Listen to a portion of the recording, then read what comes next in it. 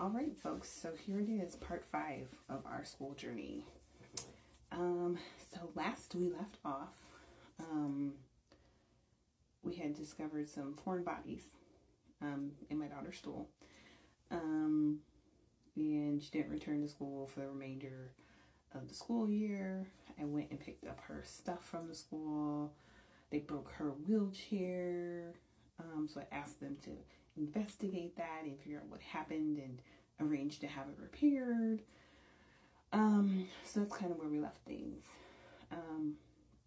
So unfortunately, it really was a very kind of grueling process trying to hash things out with her school.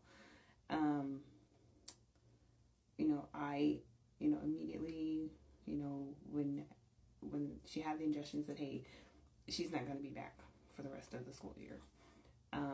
So I communicated that to them very clearly.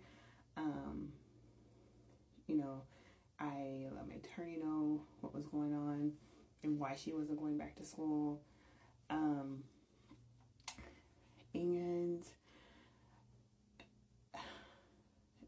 for whatever reason, they just kind of kept going on like business as usual. They sent me the amendment for her to attend ESY, which is extended school year. And I was like, well, hey, that's different. So I followed up, with an email to them about, hey, this is great and everything, but I still have some concerns that were not addressed previously that I had emailed you about. Can we address those concerns? And then also, can I know who her staff is going to be for ESY? Because I want to make sure that it's people who are trained to provide her care and know what to do with her. So instead of replying to me, I got an email from her district rep, saying that he didn't feel like my daughter should attend ESY without a nurse. Which was fine with me, because that's what I was working on anyways. I didn't want her going back to school without a nurse, because just too much stuff had happened. And so I was, totally fine with that. So another couple weeks went by and we're getting very close to the start of ESY. So I, again, was just trying to follow up with them, saying, hey, I still haven't got a complete response from you guys, as far as, has she been assigned to a classroom? And we still haven't talked about these other issues that haven't been resolved. And, just as, when things like this happen, I have to let my daughter's, GI team know. She gets a home waiver, so I have to let her case manager know from home waiver. So when something like her passing multiple items through her stool, and one of them being something like the corner of an IEP document, that's going to trigger some things to happen. So long story short, Child Protective Services got involved along the way. And so I know that the school knew that there had been an incident involving her. But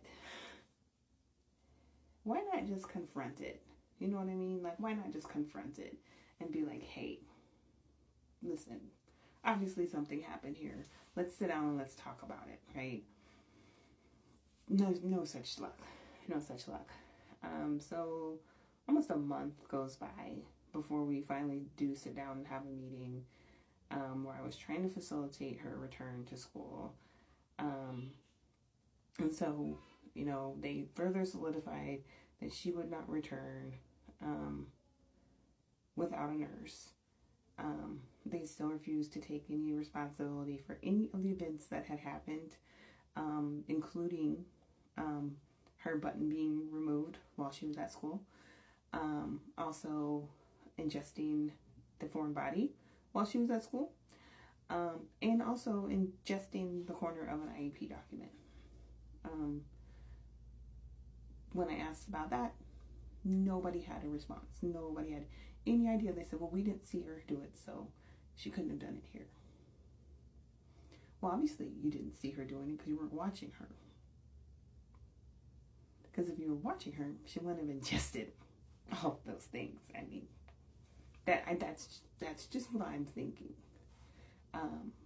It's very apparent that nobody was watching her, because the amount of things that she ingested indicates that she was not well supervised at all. So, at this point, I'm getting very, very uneasy about her returning to school.